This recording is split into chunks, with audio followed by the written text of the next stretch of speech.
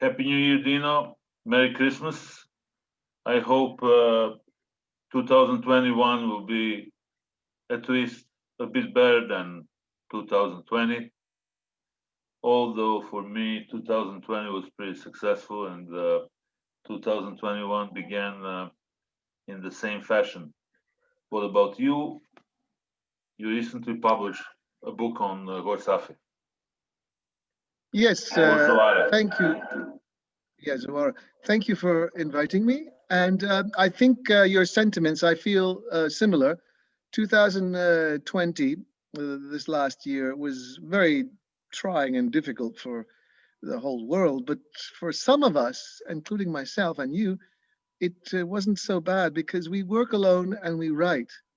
And essentially, this is what now many people in the world are being forced to do, to stay at home and work on their computers. But to us, it's kind of normal. So I don't mean to insult anyone, but because there's the business, small businesses have hurt. You know, people have little shops or little restaurants. But for us, let's say, independent scholars, writers, life goes on. Life always has to go on. We don't have time to sit and lament missed opportunities. But on the contrary, we have to adapt to the new reality and try our best to produce something that will survive us. And writing a book, publishing a book, or publishing a series of articles is a good way to overcome these difficulties. And we can start with the book that you published almost a few days ago or a few weeks ago. And it deals with ancient Zoara, which is located on the southern part of the Dead Sea. For how many years you've been working in that region? Well, I first went to that region in 1987. So we're looking at what, about 30 years? More than 30. Yeah, well, I mean, I began a small survey, some small work, and then it expanded. I worked at the monastery of Lot, which is in the Zoara region in the modern Gorsafi.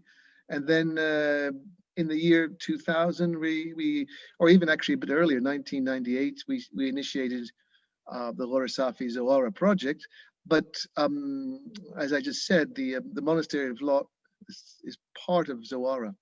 And the work that I've done in the region of Zoara, because it's a district.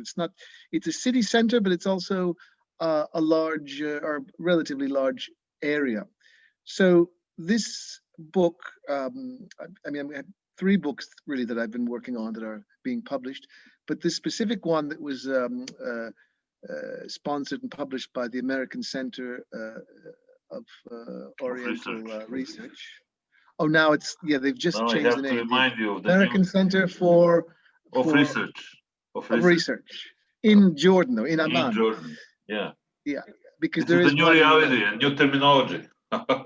It's fine. It's fine. It is. It's fine. It's fine. I mean, it's as long, but you do need to qualify it because there's the what's called the American Center in Cairo, and there's also there's a center in Cyprus. So you need to anyhow. So yes, I've been working well over 30 years in the southeastern part of the Dead Sea, which is in modern Jordan, Transjordan. And the area was not really very well studied or even known to the general public. You know, I'm an archaeologist by training, but I've also done modern and history. So I look at things in a broad perspective of, you know, thousands of years. So we looked at myself and my team looked at this area over the past 30 years in all aspects, including the environment, the geology, because it's very important to understand the environment that these ancient settlements, habitations, cities were located. So that's really the beginning, the geography, environment. How geographical environment and geology shaped ancient Zoara? Because we know that the area was populated before the Bronze Age, and maybe the climate was different. This book is basically a guidebook. We've got I've also written two, and there's going to be a third, academic books looking at the specific archaeological research and history. But this one here, which is much more accessible, it's just over 100 pages, and it's in color, and it covers all the periods, and it also covers other people who worked in the area, not just my projects, whereas the other publication is just my project. So there has been, not many, but there's been a couple other scholars, archaeologists who've worked in the area, and the time frame of occupation, of human occupation there is about, well, we've got settlements, buildings, villages from about 12,000 years ago. And 12,000 years ago, yes, the climate was different, even though it fluctuates up and down. The Dead Sea fluctuates, the levels of the Dead Sea, and because of the climate changes doesn't happen once, and it changes over thousands or hundreds of thousands of years. We have climate change for various reasons. So these climate changes are easily seen because the coast of the Dead Sea changes, and wherever the current coast is, you could or could not have settlements. I don't know if that's very clear, but so we've got at least 12,000 years of settlements, some that are much higher up today in the in the Jordan Valley, the height of it is now up in the mountain, let's say, but that was a level of the Dead Sea 12,000 years ago, many tens of meters higher up. Do we know the type of agriculture that was grown back in Bronze Age? What I'm referring to is actually the Neolithic period. 12,000 years ago is the Neolithic period. It's the Neolithic period. Do we have any information about that? Certainly. The Neolithic period sometimes is referred to, or very often, as a revolution, because it was the time when human groups of people, settled for whatever reason, and they began to domesticate animals and plants. Now, that doesn't happen overnight. It doesn't even happen in a few generations. But the point is that they began to artificially select certain characteristics of plants and animals that were more beneficial. I'm trying to simplify it here, but for instance, if you have a herd of sheep and you notice that some sheep have more meat and produce more milk, you'll breed them and keep them separate and breed them and grow, have the next generation be from those offspring of those sheep, let's say, who produce more, milk, meat, or hair, for wool. And the same for plants. Originally, barley and wheat, which were made for the milling process makes them into flour, and you can make bread out of them. But originally, the wild species are much smaller, and they chose larger variants of these plants, and they bred them, and they produced larger kernels, so you can have more flour. I mean, today this is called genetic modification, but it's been going on for 13,000 years. It's not such a bad thing. Genetic modification, which this is not so simple, but it's been going on for thousands of years, where humans select certain properties in animals and plants which are beneficial. So that happened 13,000 years ago in the area of the Dead Sea, the Jordan Valley. It happened in Mesopotamia and modern Iraq and Syria, and it happened in Egypt. This process of settlement, the first kind of built buildings and domestication of plants and animals. And Zoara was at the center of this. I saw that you found some flint tools in that area. Yes. The word Neolithic is a Greek word. It means the new Stone Age. And it's about this time period when you have this domestication of plants and animals and settlements. And archaeologists have used the technology of stone tools, particularly flint or chert, to characterize this period. So they didn't have metalworking then or other kinds of tools, and they focused on flint, and there was a lot of flint. There's a lot of flint in Jordan, and basically they worked out a technology of breaking and chipping away and fine-tuning them. So the types of flints that are found are very characteristic of this period. They're not unique, but they help date it to similar sites, such as Jericho and other sites that have similar period flints. And they are generally two types. One is arrowheads for hunting, and the others are sickle blades for cutting once you've grown the crops. Of course. But there's also other tools for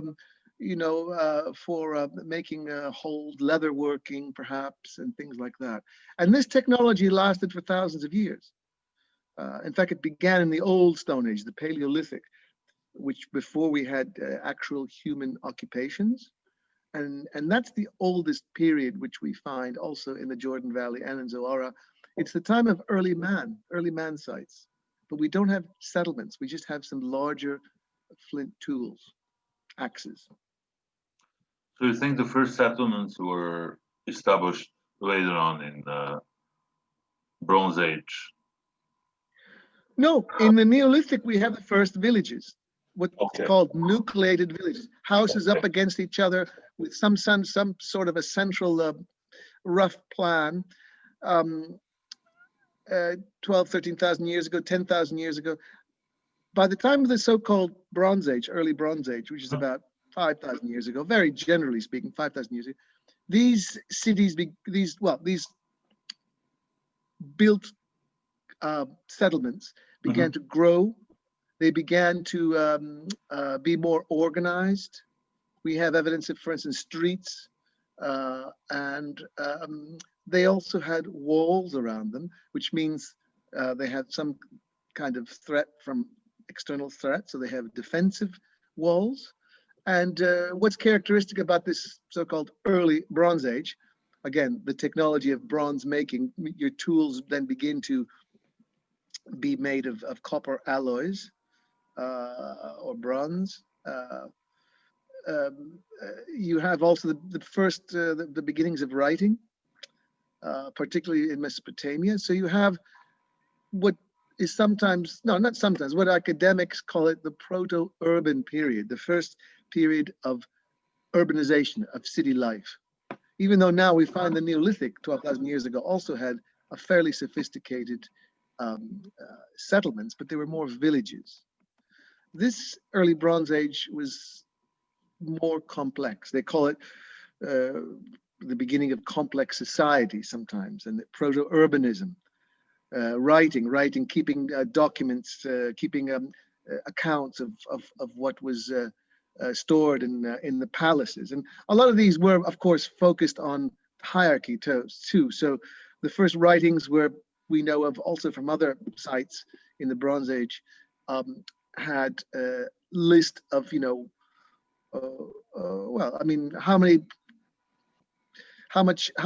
what amount of, let's say, wheat there was, or animals, or whatever, and it tended to be focused on kingships and kind of central authority, chiefdoms, and these accounts have been found in what archaeologists interpret as palatial kind of complexes, and that's why sometimes they also call it palatial economy. For instance, in Minoan Crete in Greece, in the Bronze Age, they use that term, the palatial economy. Everything goes to the king, and or at least the palace, and then the They economy distribute. is yeah, and it's like medieval Europe. True. I mean, this Medieval is the Europe. characteristic of the Bronze Age in the Levant and in Greece, that everything and everyone centers around the palace. And Yeah, these, it's just centuries exactly. Yep. and here we can even find some ancient Egyptian records regarding the ancient Zoara and the area around the southern Gaul. We're talking here about period between 3010 and 2010 BC. Yeah, I mean, the great superpower of the Bronze Age and later for many thousands of years really is Egypt. Egypt is the great superpower because of the Nile River. I mean, Mesopotamia and Egypt, because of the great river valleys, were the two superpowers, but particularly Egypt for a very long time. And we have written documents, we have hieroglyphics, we have a lot of information about Egypt. I'm not an expert, but we also have some exports from Egypt, like scarab seals, which we have found in Zoara, and you can find them in excavations, and they are often dated to a certain Egyptian pharaoh. So that helps in dating. It also shows the communications, the relationship between the areas. But this part of southern Dead Sea, modern Jordan, if we want to talk about Egypt, was very often in a sphere of influence, if not owned by Egypt, because the Egyptians wanted control of the Dead Sea, as many other people did, for its bitumen, its tar that was used for the embalming process, and also other products such as salt and sulfur. But it's very near to Egypt. If you look at the map, it's closer to Egypt, let's say, than Damascus is. What also is typical for early Bronze Age are so-called cities of the plain, and we have 5 major settlements located in the area, like Bab Adra, Numeira, Asafi, Feifa, and Hirbet Khanzir, if I'm not mistaken. Yeah, it's intriguing. It's intriguing. I mean, archaeologists, a good scientific-based archaeologist, which I hope I am, shouldn't use certain texts or certain holy books like the Bible to shouldn't use archaeology to help explain these biblical stories. But it's intriguing that the Bible, the Old Testament of the Bible, or at least the Old Testament, mentions the 5 cities of the plain. It mentions them by name, and on the ground in our area, which is considered the area of the cities of the plain, we have 5 major early Bronze Age settlements. So it's interesting. It's interesting. Also in Syria, in northern Syria, in a place called Ebla, where they found years ago in the 1970s and 80s, Italian archaeologists excavated a library of little tablets, cuneiform tablets, Mesopotamian type of writing, and it was basically accounts, but it also mentioned these cities. So it's interesting that we have more than just the Old Testament mentioning the cities of Sodom and Gomorrah and Zoara. And also in the Old Testament, they mention wars that were going on between the cities of the plain and Syria, the northern Syria. So we actually have archaeological, some interesting archaeological, I don't know how to describe it, correlation. I wouldn't want to say proof, but it's interesting. There may be more in the future. I think a lot of the biblical stories, a lot of religious stories, have a certain degree of truth, of real historical facts. The point is how you interpret it. You know, there's an earthquake, and the city is destroyed, and then the neighbors who didn't like that city said it was destroyed by God. For instance, Of course, Sodom of course. and Gomorrah. So that, so there probably was earthquakes, because it's a very earthquake area, so earthquake prone area. So these kind of things are, especially in days when people are not very educated, they used these stories to try to explain why these natural phenomena happened. Yeah, we have to be critical regarding religious texts. And what was the major economy of 5 settlements in the early Bronze Age? Of course, they had trade with Egypt. In some periods with Mesopotamia, depends who had the upper hand at the moment. I'm not sure how much they traded, but you're asking what were their economies based on? Yeah. I'm looking for the typical economy of early Bronze Age in that particular area. Well, again, this is why in our the very beginning of our research, and indeed in the publications, we look at the environment, and these were primarily agricultural economies, and they produced agricultural products.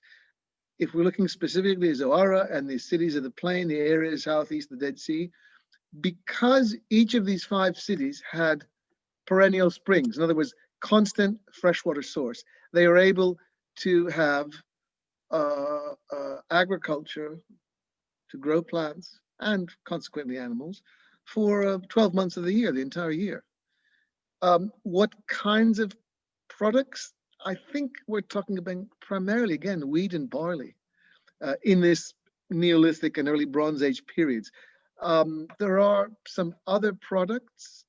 I'm not, I can't at the top of my head, I'm not a botanist, but there are some basic other products that were also, consumed. We find them, things like lentils, dates have been around for a long time. But as far as agriculture is concerned, the main wheat and barley and related, and we find little flints, which are put on sickles, embedded into kind of horn or wood kind of sickles. And these little square rectangular flints, they have a polish on them, which has been analyzed as being the polish you get as you're cutting down the wheat. So we actually have scientific evidence that it was used for wheat production. And then we also have burnings, if there's a destruction, if there's a burning, and the seeds have survived. So we know what they're eating from their carbonized seeds. In that area, we have lots of necropolis. And what kind of conclusions you and your team that worked for decades in that area could draw? From which period? From the Bronze Age From period? Bronze Age, yeah. I'm talking about beehive-shaped graves. Yeah, the Bronze Age, the early Bronze Age cemeteries, and this is where we know that these cities were fairly large, were very extensive. We're talking about many tens of thousands, perhaps even to 100,000 or more, especially in the Safi, Zoara. So the populations were very large.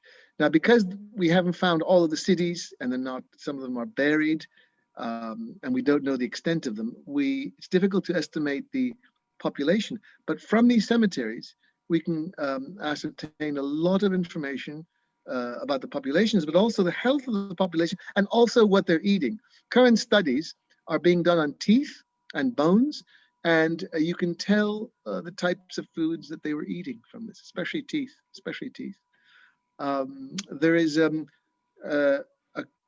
project going on right now, actually, which is looking at that. And for those specifically interested, there's a Jordanian scholar who is in Istanbul, who works at the university in Istanbul, that is working on this. Her PhD was on this, and this is what they're looking at, especially the early Bronze Age.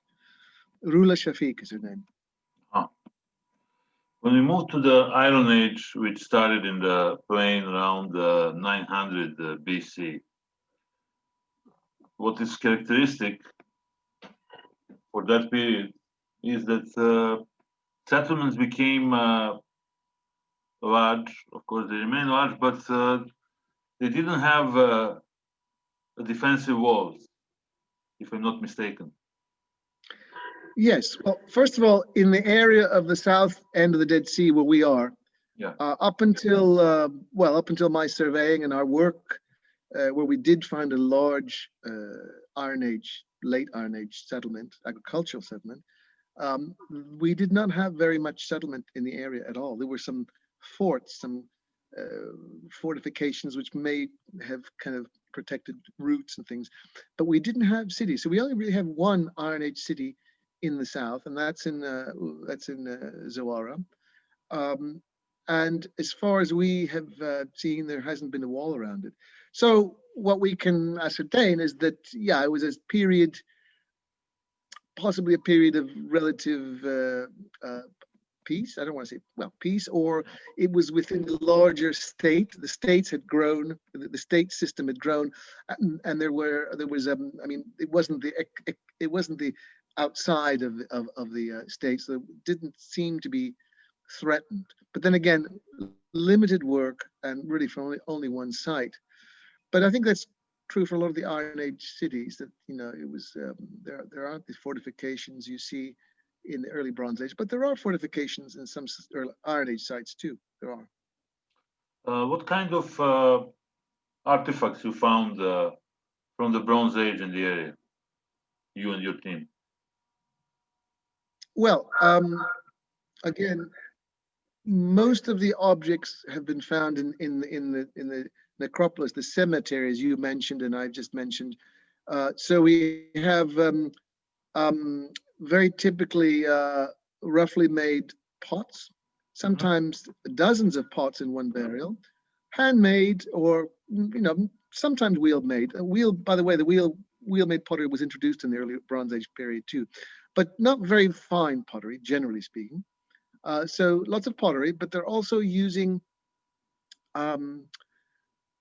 ostrich egg shells, and they perforate them. They put holes in them, presumably as a drinking.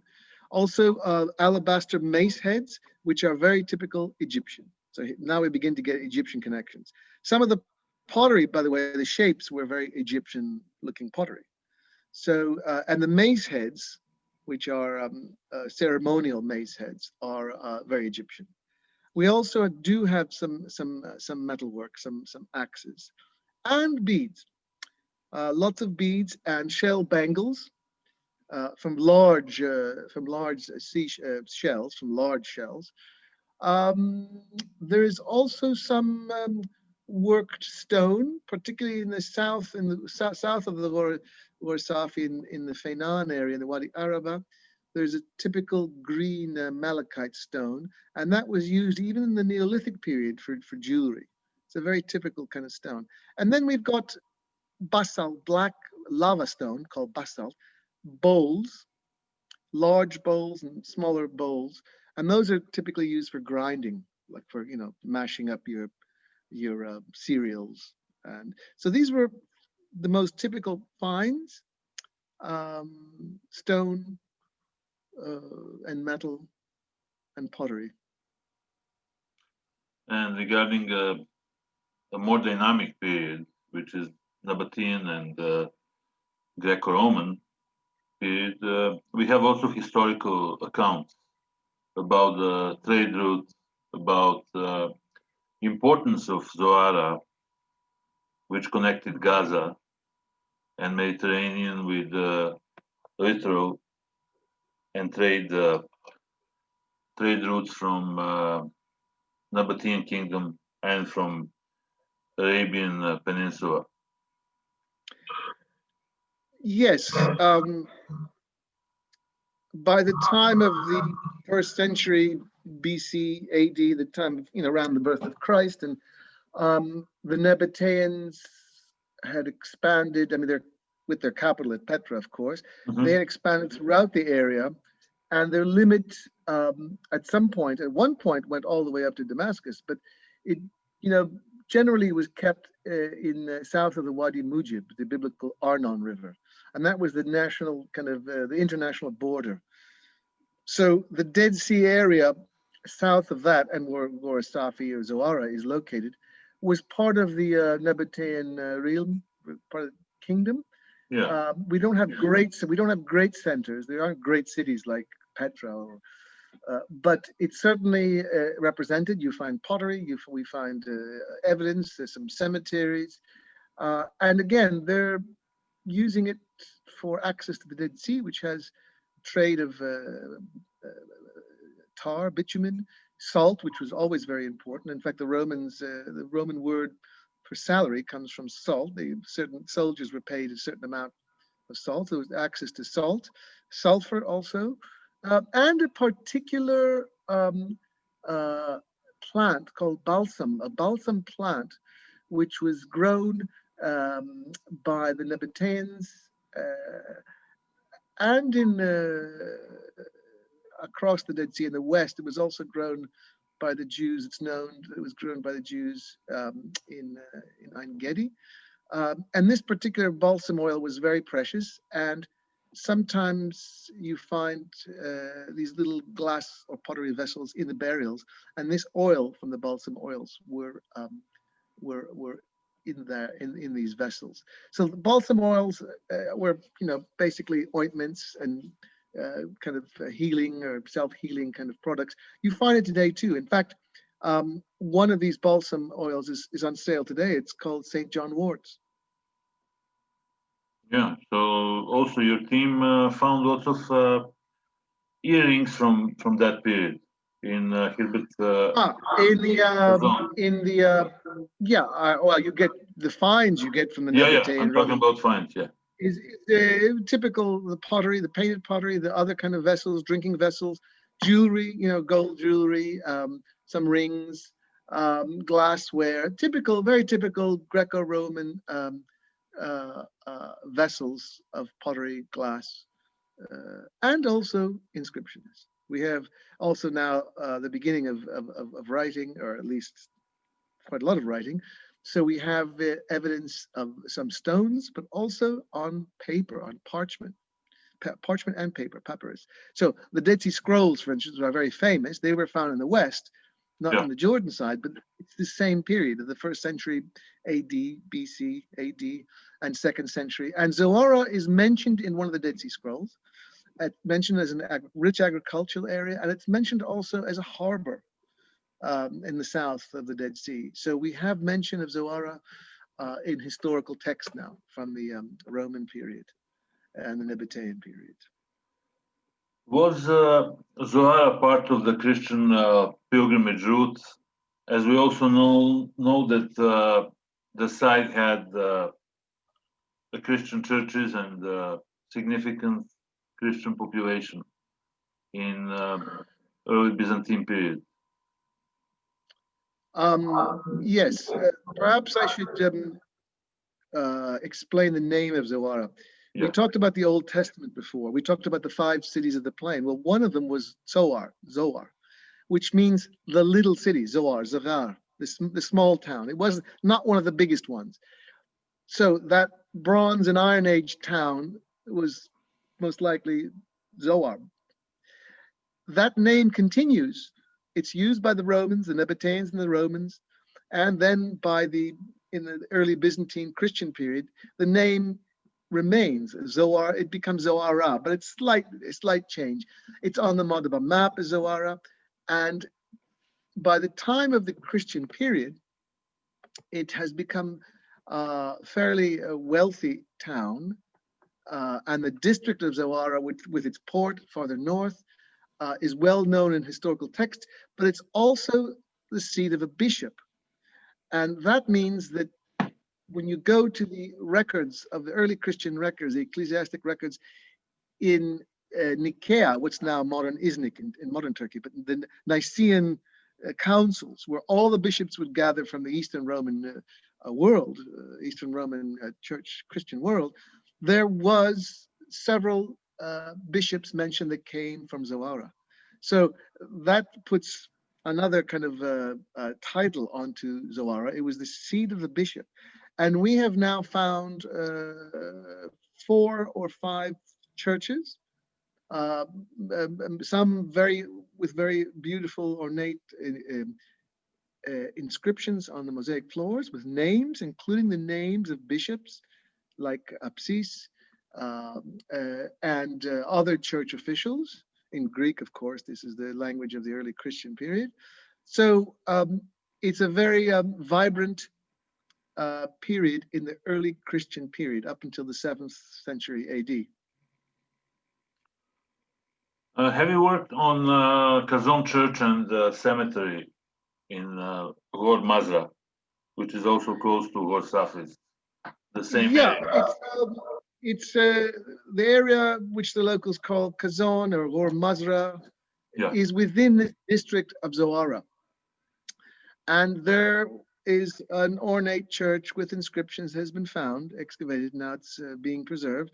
It's also nearby the cemetery of Kazan, which had Nabatean burials, but it also had later early Christian burials. We have some of the earliest known crosses etched on stone. So we have this transition period from paganism to early Christianity. And this is one of the churches within Zoara district. How monastic life was organized in that area? Because according to your book and your research, in Wadi al-Hassa were found caves for monks and hermits who would isolate themselves and spend their life in fasting and spiritual meditation, different from New Age spirituality, because that area is pretty rough. It's not like one of those yoga classes for rich people and all kinds of fancy men and fancy ladies. So what kind of conclusions we can draw from these caves?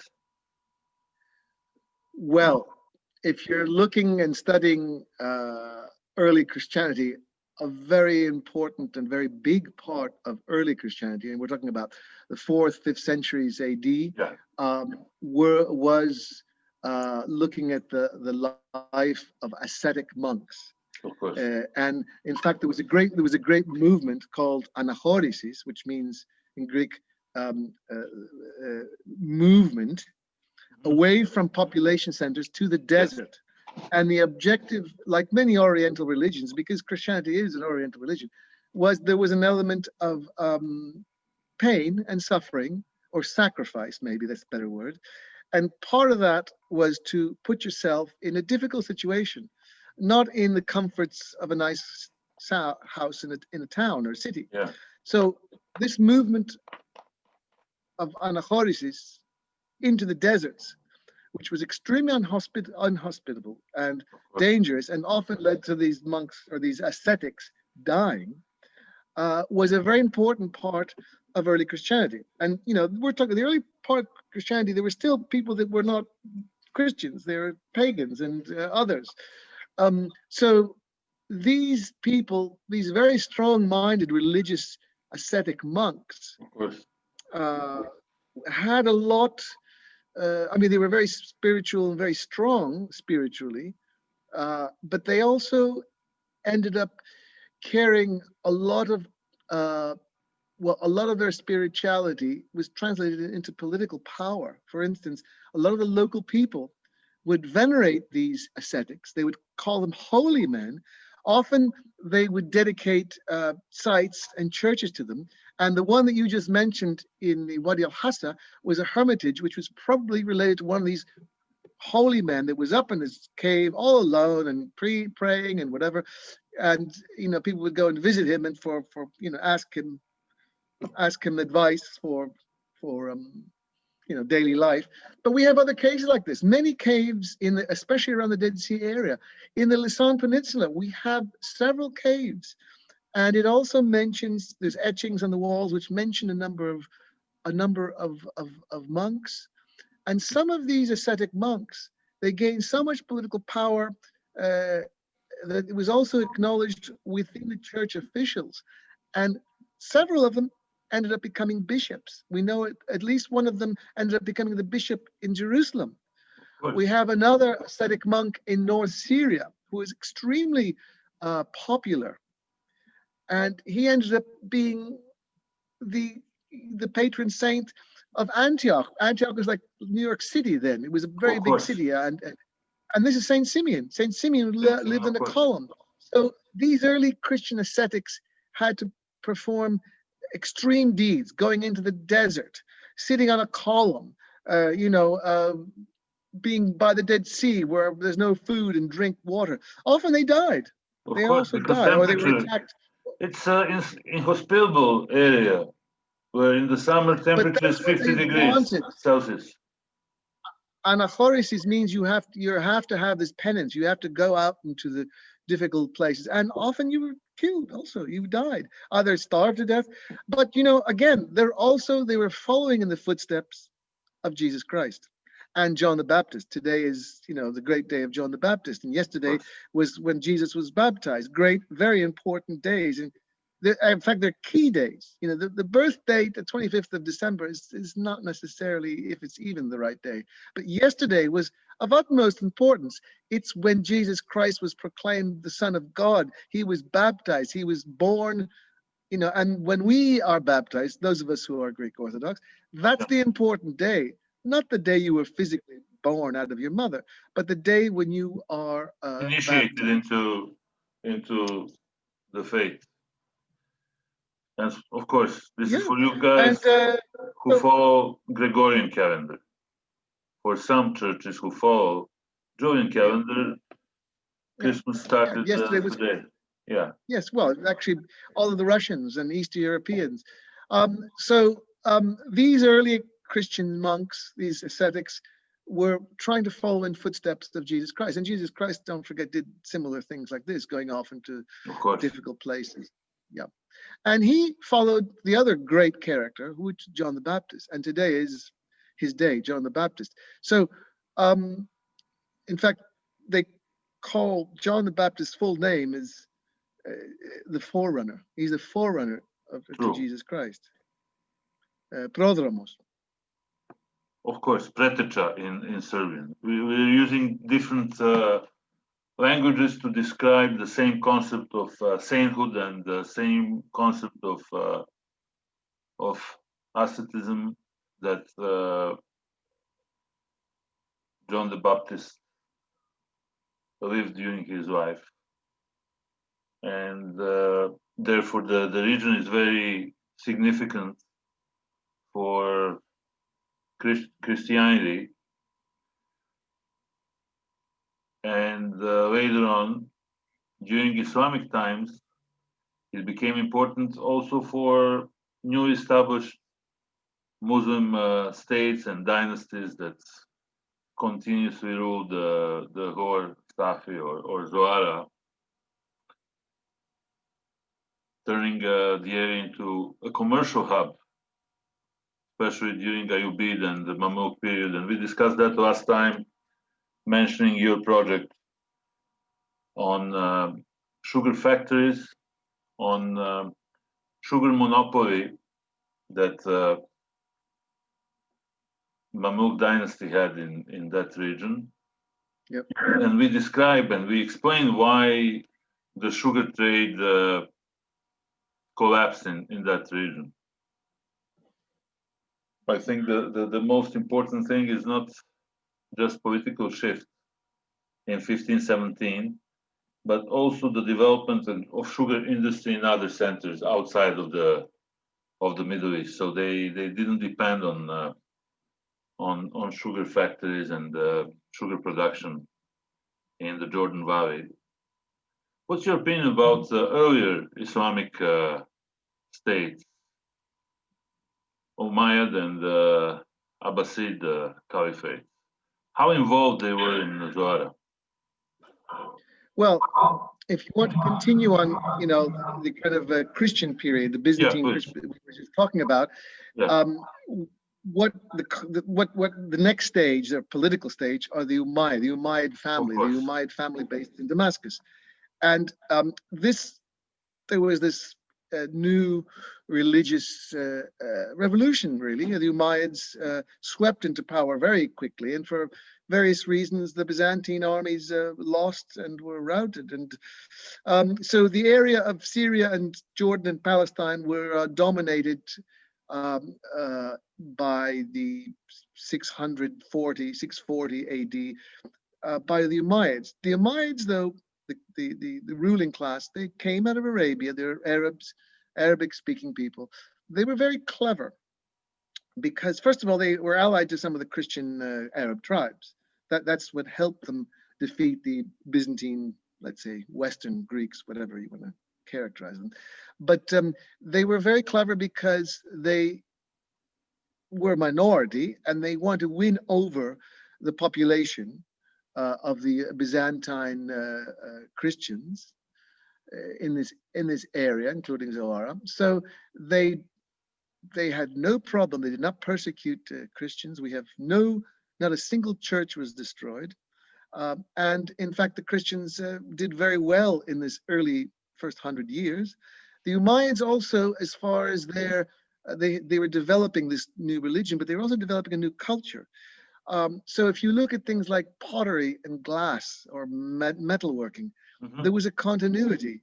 There's some changes, but there's a continuity of styles. And that shows that the people that were making pottery and glass simply had a new political, a new boss, let's say. But they continued. They weren't. It wasn't killed off. The people continued. Churches were renovated and even new ones built, dozens of them in Jordan, and there was a continuity. The big change. Oh, and as far as the products are concerned, much of the economies were similar. Uh, the only maybe one big difference, aside from the religion, the new religion, was that the huge amount of taxes the people used to pay to Byzantium back in Constantinople weren't being paid. So you can imagine even the local Christians were quite happy. They didn't have to pay these taxes to the faraway, country, let's say. So there was a lot of cash. And that you can see by all the big building projects done by the Umayyads.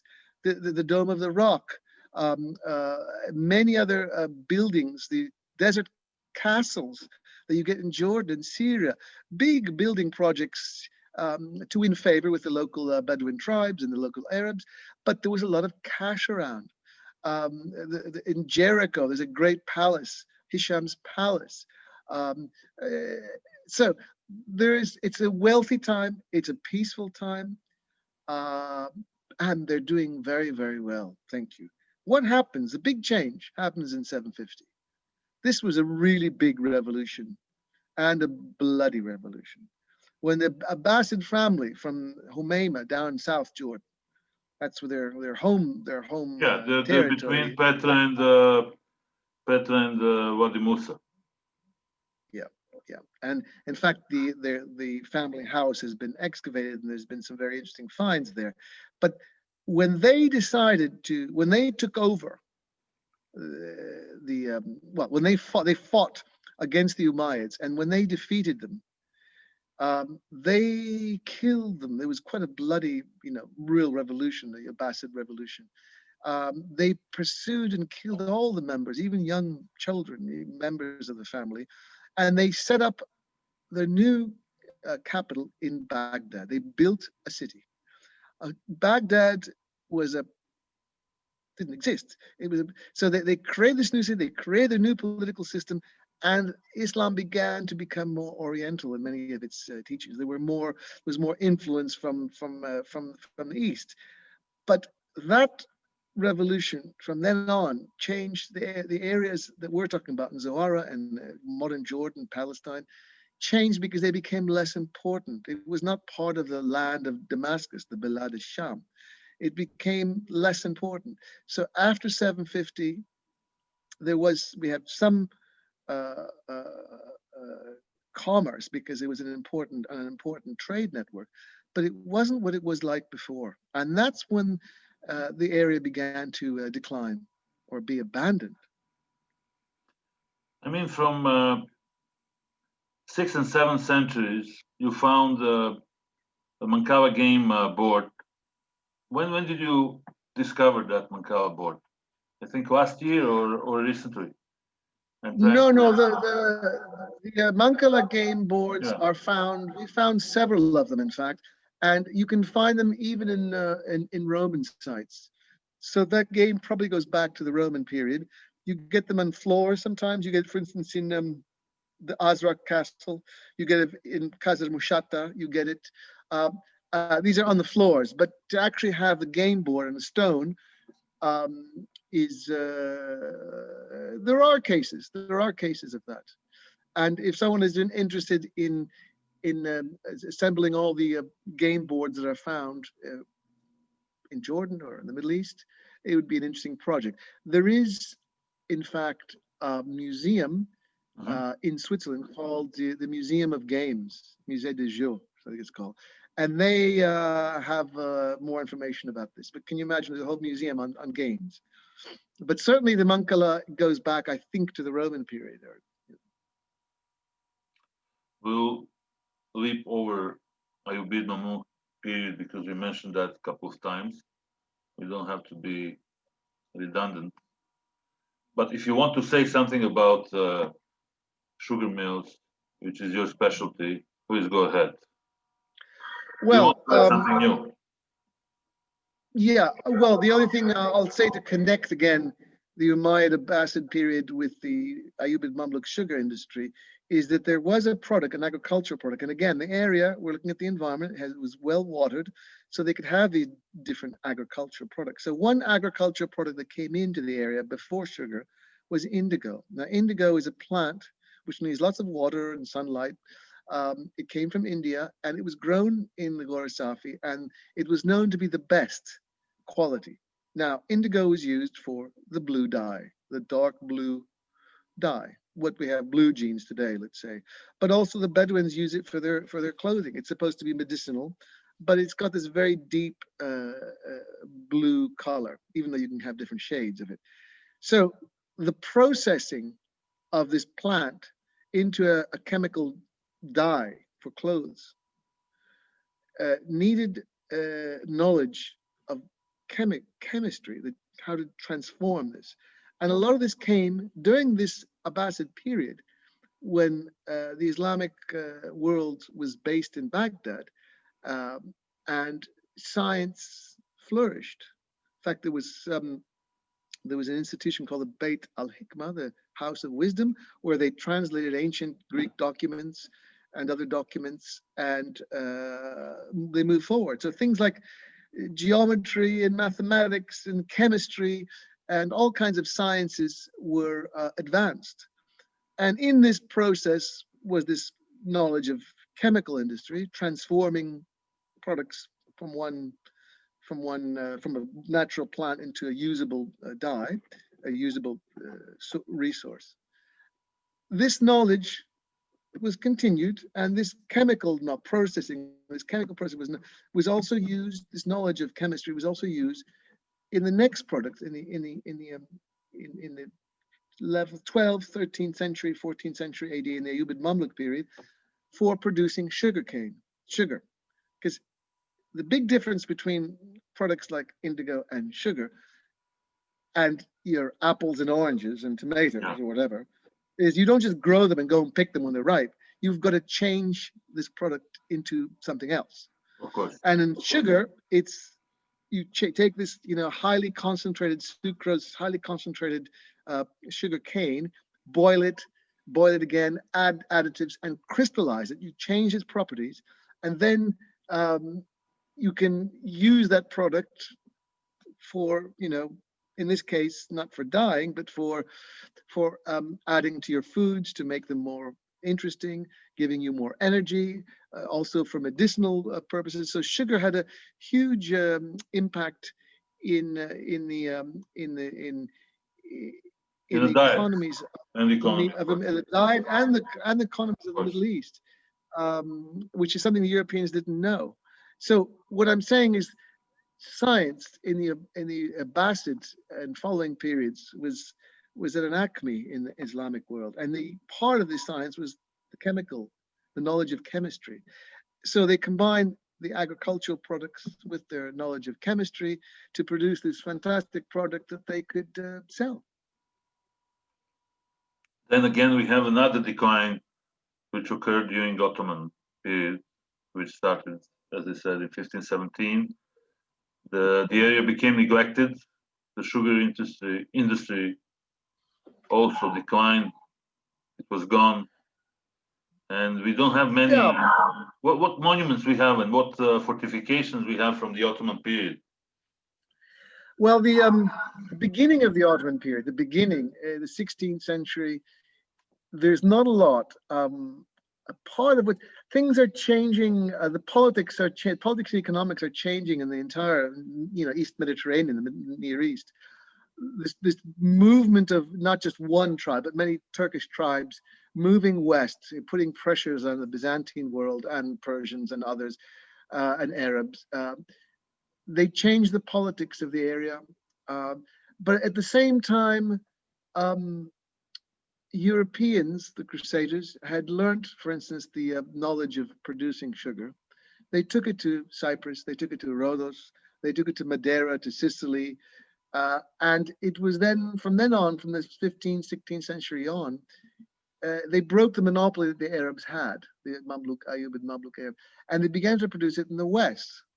And then, of course, it goes to the Americas, but that's another story.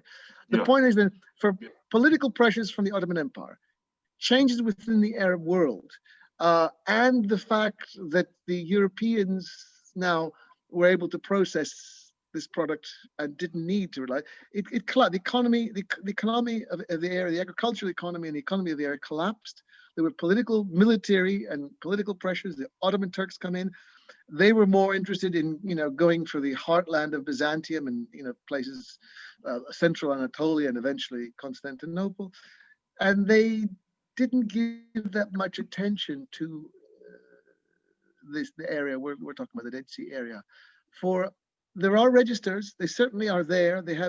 We have some registers, but we're talking about a handful of families. In the 16th, 17th century, the population was extremely small. We also have to take into account, there were climate changes then too. There was less rainfall. They could sustain less people. There was also pandemics. The pandemics we're experiencing now it's not a new thing. There's always been pandemics. And if you couple kind of bad seasons, bad rains and crop failures and political, politics, and then on top of it, disease and famines, you have a collapse of an area. The area that's most interesting is actually northern Syria, the heartland of Antakya. Yeah. This was the New York City. And at this time, it also collapsed. The economies collapsed. You're talking about the Ottoman time. Well, I'm talking about before the Ottoman time, but there was no development. It ended.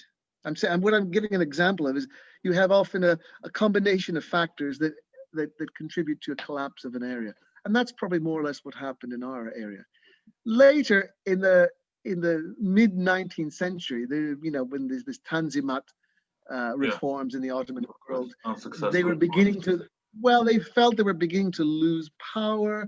There were pressures from Germany and European, particularly Germany, to have some reforms, these Tanzimat reforms. They began looking at this area, but it had pretty much been forgotten. And they sent out and they established a couple of forts, in Gor Safi and Gor Mazra, in fact, just two, and the port of Haditha, so 233. It was just a bare minimum. We're probably talking about a dozen soldiers. There was never any threat, and they didn't really worry about it. until our friend Lawrence comes along, Of course. the Ottomans were pretty much firmly in control. They didn't care. The biggest project they had was early 20th century, setting up the Hijaz Railway, and that was the main interest of the Ottomans, was securing the access to the holy sites of Mecca and Medina, and that's the only importance, the major importance of the area of Jordan. Yeah. And that was to the east. It was to the east. It was not the Dead Sea. So the Dead Sea was never very important to them. I would stop here. Thank you for your time. It was very detailed, and we re-emphasized some of points that we mentioned previously. I hope, as I said in the beginning, that 2021 will be dynamic. So far, it started the way it ended. So in my case, it was a very dynamic year, and this year is also very full of events, full of projects, regardless of all kinds of setbacks. Hopefully, we'll see each other in Jordan in coming period, and I'm looking forward to it. We'll discuss also other projects that you're involved in. Thank you so much. Thank you, and have a happy New Year.